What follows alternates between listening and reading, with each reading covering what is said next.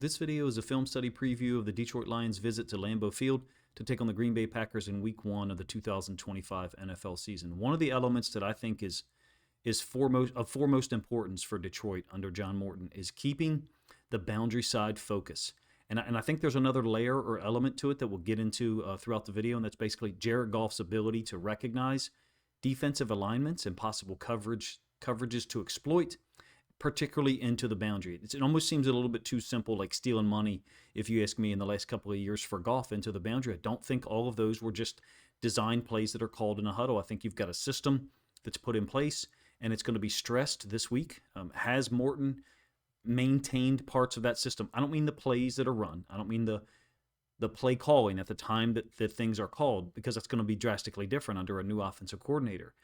But what I'm talking about is the freedom, the ability, and the teaching instruction for Goff to be able to, during the course of any particular snap, change the play quickly to the second play that was called in the huddle. The Lions have been really effective, if you ask me, getting things done into the short side of the field. And I intend to show considerable film examples of that in this video. After about 4 plays, we'll get to shots of Detroit doing those things against Green Bay. And it's out of various personnel groupings.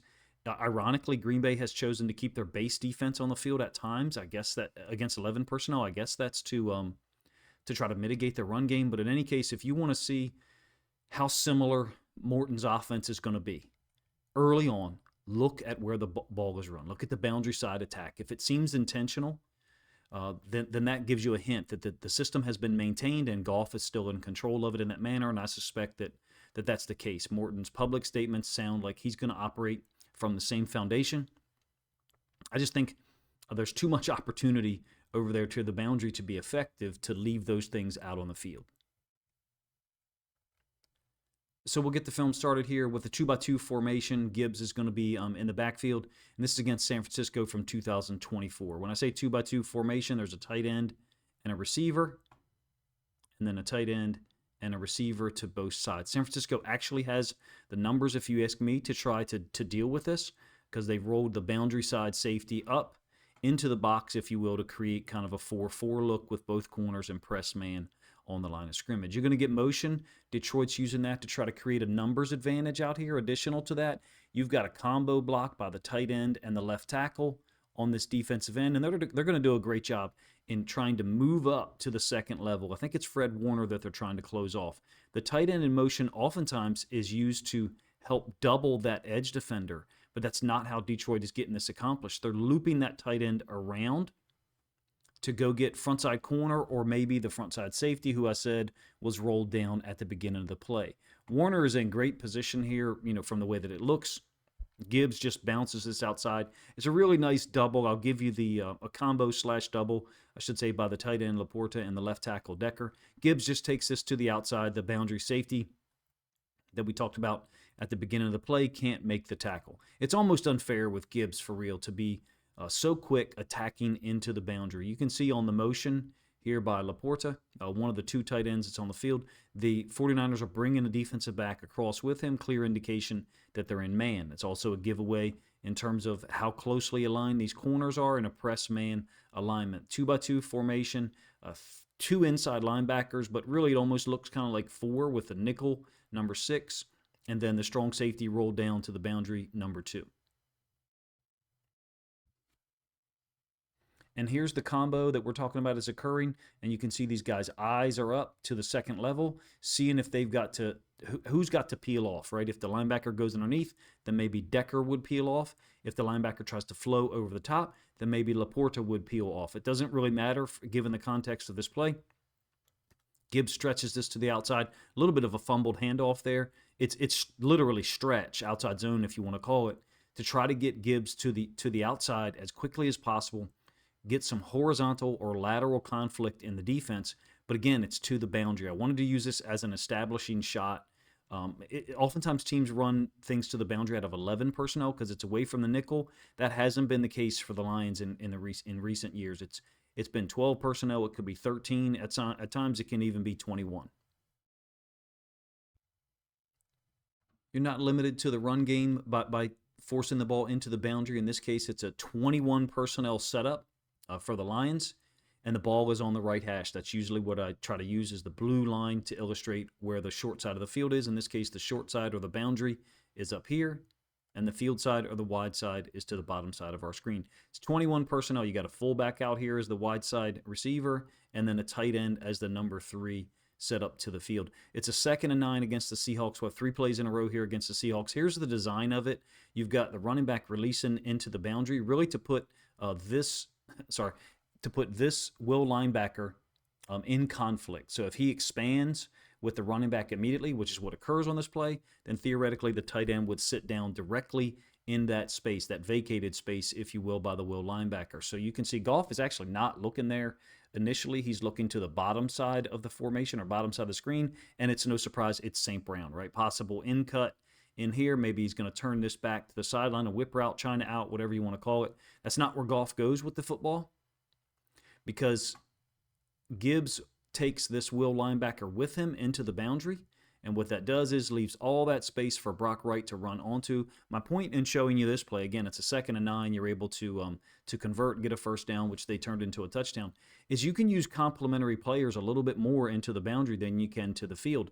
The initial read right there, St. Brown, one of the stars of the team in terms of usage, and in this case, a complementary player, Brock Wright, getting the football down into the boundary. I love those route concepts. You could say, well, why didn't Brock Wright continue into the end zone? He's reading something, and in this case, he thought he read a particular read, whether it's zone or man. Sometimes those guys actually have reverse reads. I'll go into that maybe in another video if you guys want. This is a design play against the same team, Seattle Seahawks, 2024. So it's 11 personnel, and you're going to get a delayed release by the tight end. So he's initially going to engage this edge defender here. My graphics kind of overlap each other. And then release into the boundary. There's a little bit of a play action fake here. And you've got an ISO insert by St. Brown that looks like he could step up and block the strong safety. I think it's Rayshon Jenkins. St. Brown doesn't do that. He actually continues his route on.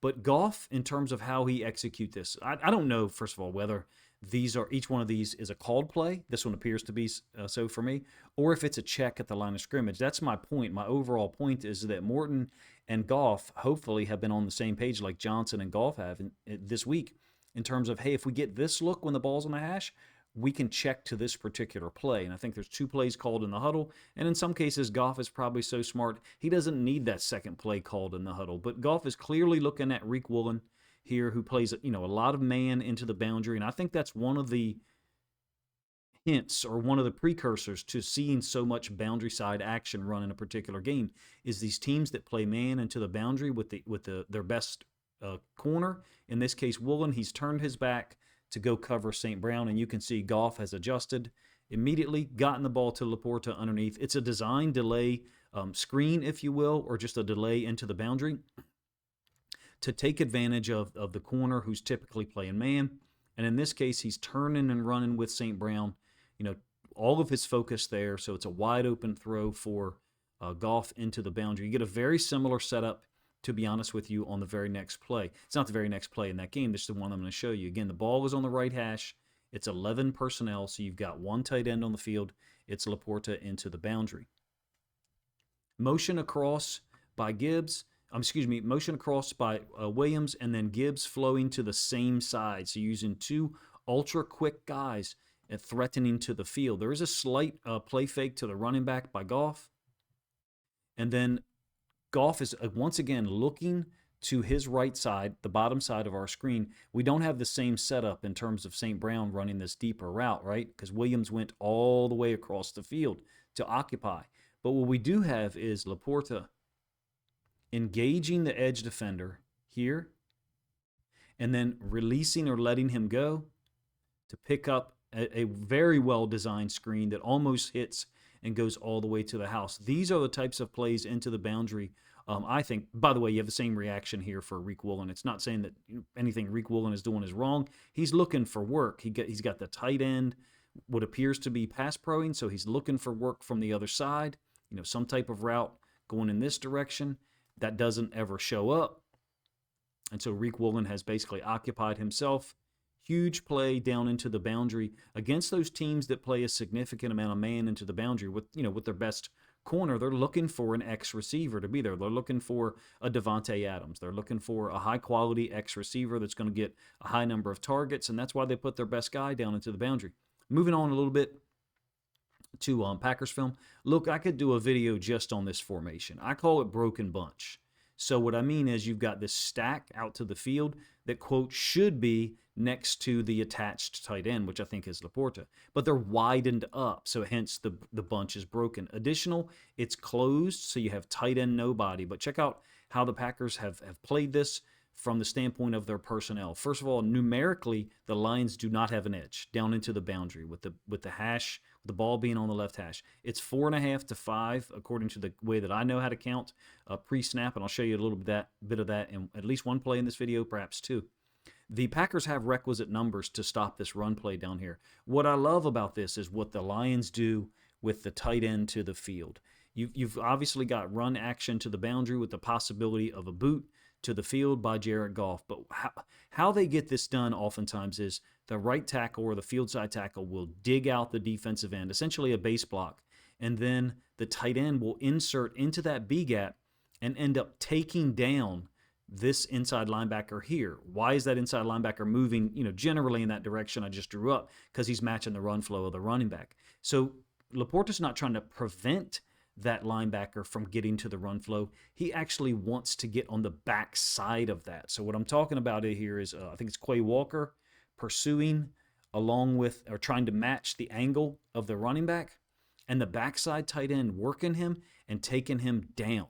So Montgomery ends up cutting off of that block. When you get the end zone angle, hopefully it looks a little better or a little cleaner there. I'm kind of surprised sometimes at how choppy some of the All-22 film is. So we'll move these over just for a moment, and we'll focus on the midline. Okay, the ball is on the left side of the field, so the midline, I guess, is actually about right there. So from a numerical standpoint, Packers, 1, 2, 3, 4, 5. You can see that quite clearly. For the Lions, you do have 3, the tight end, Brock Wright, the left tackle, and the left guard. Now, here within this circle, you've got Goff as the quarterback. He counts for a half man. The center counts for a half man, so we got 4. Tight end, left tackle, left guard, and then quarterback center combo counts for 1. Montgomery is on the midline as well, so he counts for half. So you do not have a man advantage, but what the Lions are trying to do is run some of these just base foundational run concepts to a tight end nobody side. There are NFL teams that never do this, meaning they never run right to the side unless there's a fullback or another tight end in motion like the first play that I showed you. Not exactly the same formation. So here's the blocking scheme on the right-hand side. I'm talking about Sewell digging out that defensive end, and then Laporta inserting into that B gap, kind of similar to what I talked about with St. Brown on the first tight end delay completion against the Seattle Seahawks a little bit earlier. So there's the run action by Montgomery, taking him to the boundary. And, of course, he's being matched by Walker, number 7. You're really damned if you do, damned if you don't from a Walker perspective. Now he's going to move in this direction, so, of course, that makes it easier for Laporta to take him down and then Montgomery to cut off of that. There's other things going on here from a standpoint of how effective the offensive line is. Certain guys able to get things done consistently. But, yes, there's great vision here by Montgomery. And burst, ability to change directions twice, but this is a planned option, in my opinion. Not an option play, but it's a planned ability for him, Montgomery, to cut off of the backside tight end's block. Hopefully I said that in a way that makes sense. This is a 3rd and 5 from the same game. This is all 2024 film, and it's 11 personnel. Again, you've got a broken bunch. So 2 receivers down here to the bottom side, and then I think Laporta lined up. I believe that's Laporta lined up in the slot, so it could be a bunch, but it's broken, if you will. And numerically, the Lions have an advantage. As soon as this defensive tackle crosses the center's face, he removes himself from the run fit and makes it really easy for Zeitler to move up and block the boundary side inside linebacker we're talking about here. And then Montgomery to scoot through there quite easily on a 3rd and 5. They're very fortunate that this one doesn't go for more. Give you the end zone angle so you can see. And this is the play where I want to try to delve into or talk about what Goff sees and what I suspect is built into the system. Let's say for a moment that these 2 inside linebackers were not in their current location, or if we just take one of them, Quay Walker, and we were to say he moves over here. I don't have the graphics to do that yet. Someday, perhaps. That would be a situation where Goff wouldn't want to run this play, because the combo that occurs here, really it's not a combo because this D tackle crosses the center's face for some reason, and then Zeitler can quickly move up to the linebacker level. This combo that occurs wouldn't be nearly as effective, obviously, if Quay Walker, number 7, if his feet were here, he could fill this gap, and now you've got a one-on-one. He's still got to make the tackle on Montgomery, and besides, the Lions would probably block things different. But my point in talking about all of that is to try to illustrate my idea that Goff is able to check into these things when he sees fit. And I don't know if there's always 2 plays called in the huddle. Hell, sometimes I think it could be 3. My suspicion is that each week there are different words, one-word checks that are put in for the offense to be able to get into something really quickly, and we may not even see an actual signal from him prior to each one of those things occurring. There's the blocking scheme. I mean, Zeitler just goes straight up to 56. I think that's Cooper, a super talented young inside linebacker, if you ask me. Montgomery picks it up. Like I said, it's a 3rd and 5. It's almost too easy, really. You couldn't draw it up any better than that. Essentially, I think it kind of reminds me of an NBA offense, if you will, where, I mean, the Packers really handed this check to Goff, right? So that was super simple. Kind of reminds me of an NBA offense where you have an initial portion of the play, initial point of attack, and depending on how the defense reacts, the players on the court with the ball in their hand or without will move in a certain location and react to it in a predetermined way. You're just basically reacting to what the defense does. In this case, that's all occurring pre-snap. So maybe my analogy breaks down before it's even built up. But the point is, Goff can get you in the right look. I suspect there's often 2 plays called in the huddle, but sometimes I think it's just specific to the opponent they're facing and one-word checks for him to utilize as quick as possible to take advantage of the look immediately. 11 personnel, ball on the right hash. And interesting, once again, that the Packers are in their base defensive personnel. So unless I have that guy wrong, it's 45 Wilson. Maybe he is a nickel defender, and I'm wrong here. But it certainly looks like a base 4-3, even though Wilson and Cooper, the inside linebacker to the bottom side, end up widening up. And it's almost a home run for Gibbs. There's a lot going on here from the standpoint of how this is able to happen. But when you go with a 1 inside linebacker structure, and I don't suspect this is a check by Goff. I think this one's actually called in the huddle. You got motion across. I think that's Raymond. 1 inside linebacker is the only guy you really got to get to, number 1. And it happens here quickly from a Lions offensive line standpoint.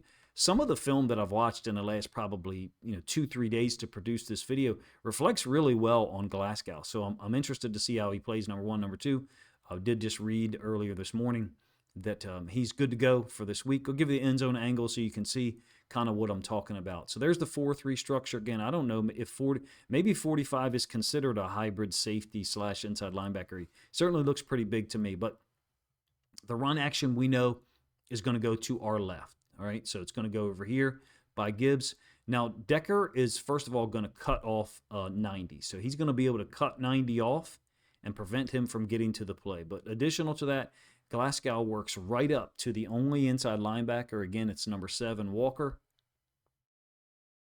And when I say works up to him, is that he bumps the nose over 94.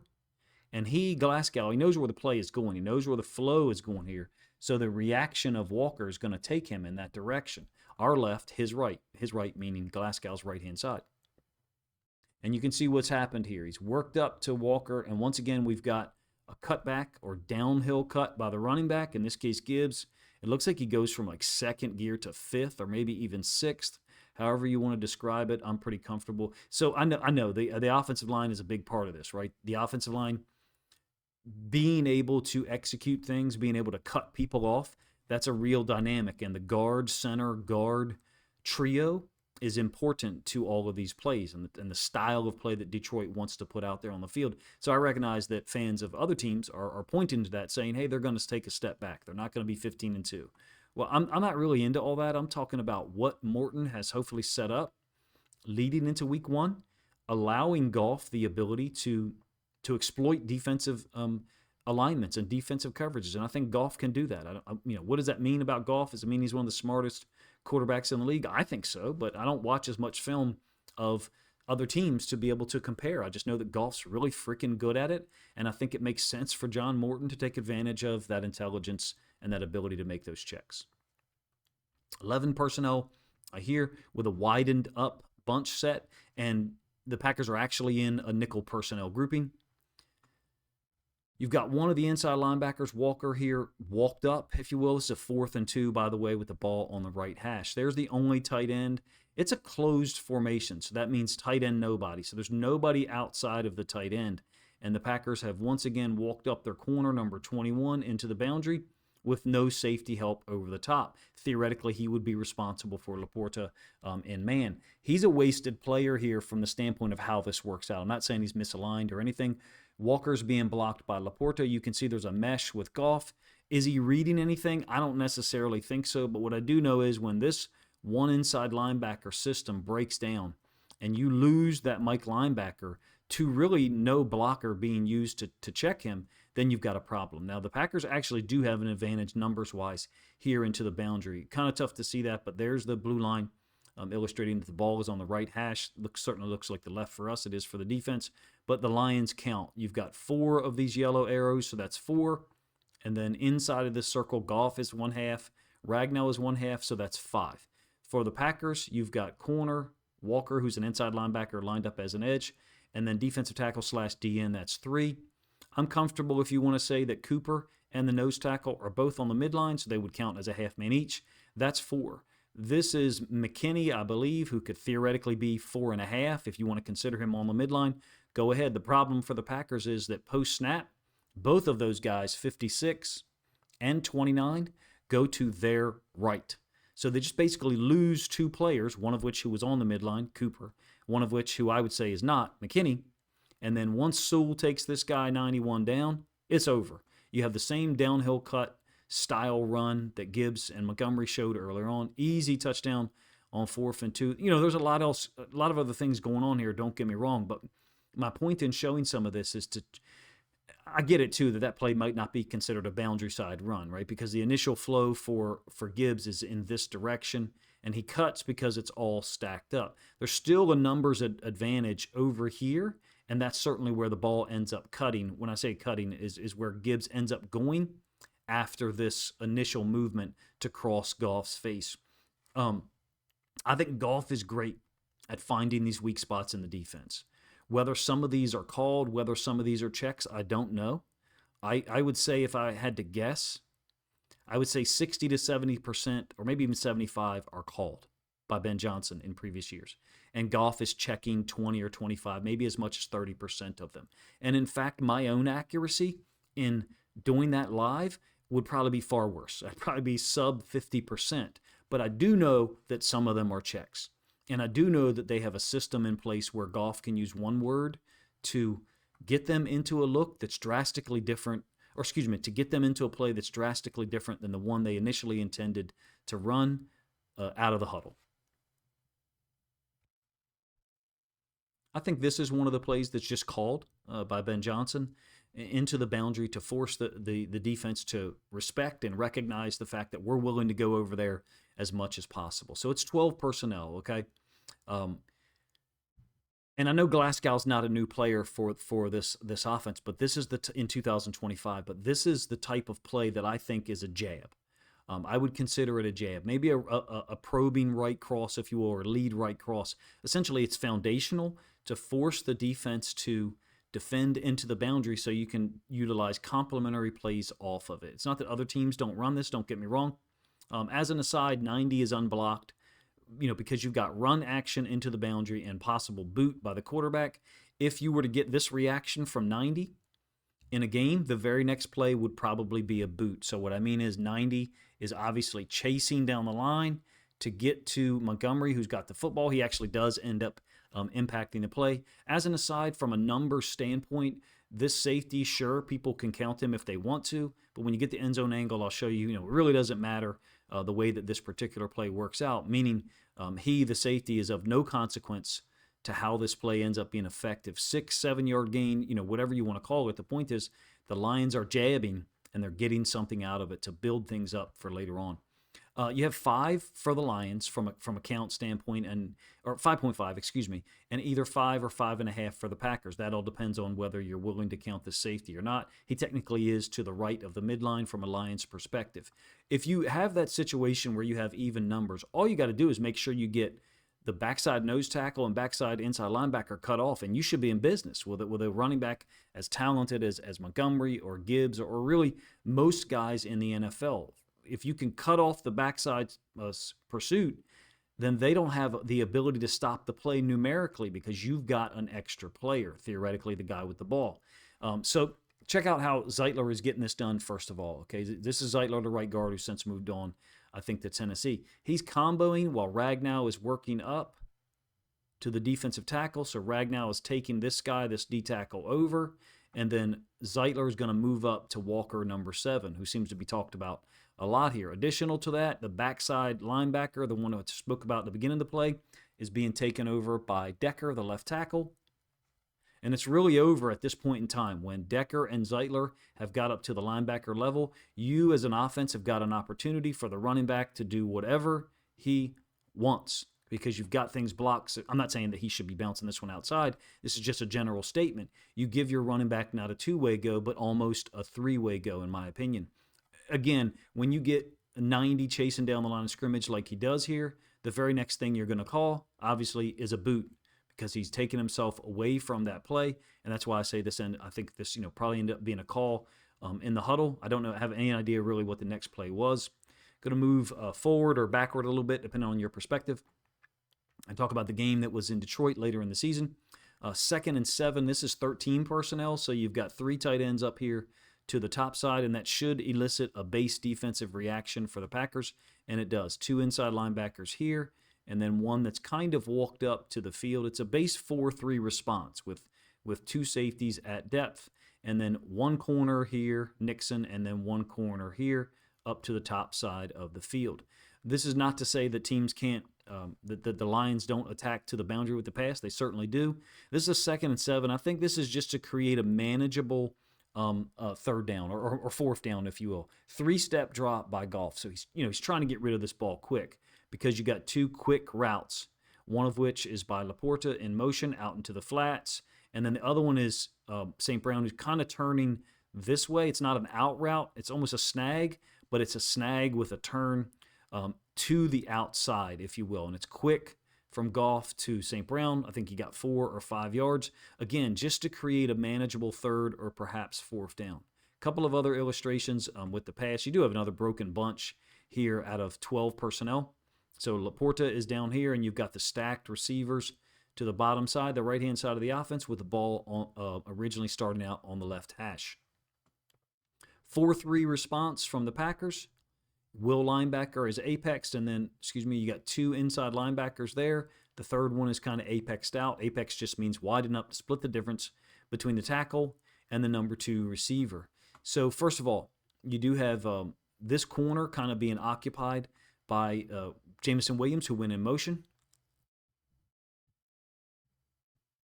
And then I want to talk about Laporta kind of dodging a defensive tackle in here. It's an F counter scheme, so it's to follow Jameson Williams' motion. So the counter step by Montgomery goes here, and then the run is up to the top side.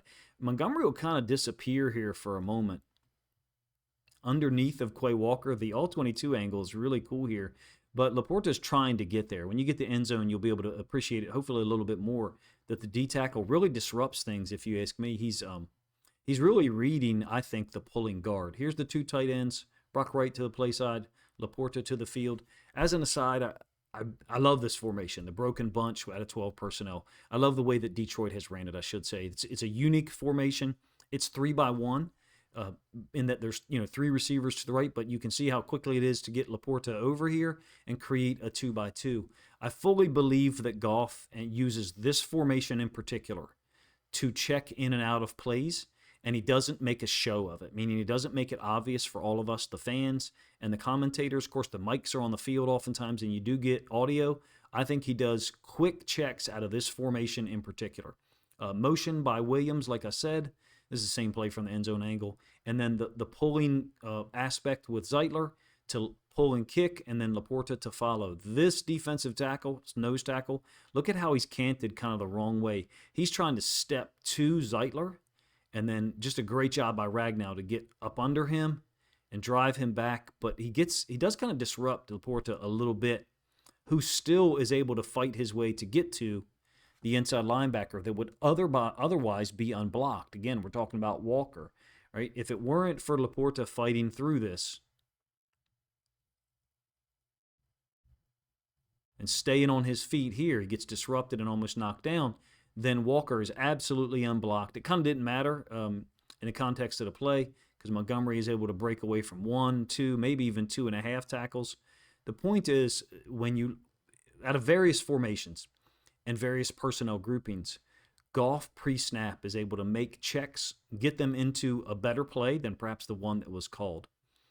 Utilizing the pass to disrupt or to attack into the boundary. I actually talked about this one in another video, so my apologies for using repetitive content in terms of the plays that are illustrated. This is 11 personnel with quads to the field. There's the one tight end, Laporta, and then there's Gibbs as the number 1 to the top side of our screen. And there's layers to this type of play, if you ask me. So initially it's going to look like, hey, this is just an easy completion to Williams over the top, with Goff probably, initially reading or looking in the direction of either A, St. Brown, or B, Laporta, who has not, even made a move yet to make himself available for the ball. But I want to focus or talk about the design down here to the boundary. Patrick is not targeted at all, but as a result of him holding or occupying that boundary side corner, essentially in man, that allows Williams to run over the top and get to all this open space down to the boundary. And if you're still unsure of what I mean by the boundary, right, we're talking about the ball is on the right hash, ball is on the right hash. So this is the area that Williams is going to end up in. And why does he get so open? Well, first of all, he wins, but second of all, this corner is 100% occupied with Tim Patrick's route. That's just manipulation and understanding of the defense and what coverages they're going to be in. There's that same corner with Tim Patrick right there. So my point, perhaps I'm not eloquent enough to make it consistently. My point is that you can occupy players to the boundary and then throw over the top of them a deep over concept, a climb route, whatever you want to call it, and put your players in a better position to make plays down the field. Last one that I'll show, this is kind of brutal. It's a goal line aspect of the offense, so maybe not as fun to some. It's 13 personnel, and it's wing lion. When I say, it's actually wing ram, my apologies, mislabeled. Ram is with the fullback offset to the right. Lion would be with the fullback offset to the left. Some people used to call this wing far, meaning the fullback is far away from the tight end. Wing near will be the fullback's feet over here on the same side as the tight end. So watch how they use this X receiver, tightly aligned, Tim Patrick once again, to really manipulate the defense. They force this edge defender to line up outside of him slightly, such that you're going to get a double team kick by Zylstra, and then I think this is Laporta in motion, with Patrick generally assigned to work up to the safety level. So we're talking about Patrick would normally go there, but that safety steps out. So Patrick reads it and says, okay, well, I'll just veer back inside because I know where this play is supposed to be. You can see that Montgomery is supposed to go underneath of this wall of blockers, I should say underneath those 2 kickout blocks, and then off the wall of blockers here that's Patrick, Sewell, and Kevin Zeitler. Just the momentum that they're able to build. Really, in goal line situations, the field and boundary is not nearly as big of a concern for me, to be honest with you, and there's probably other people who agree.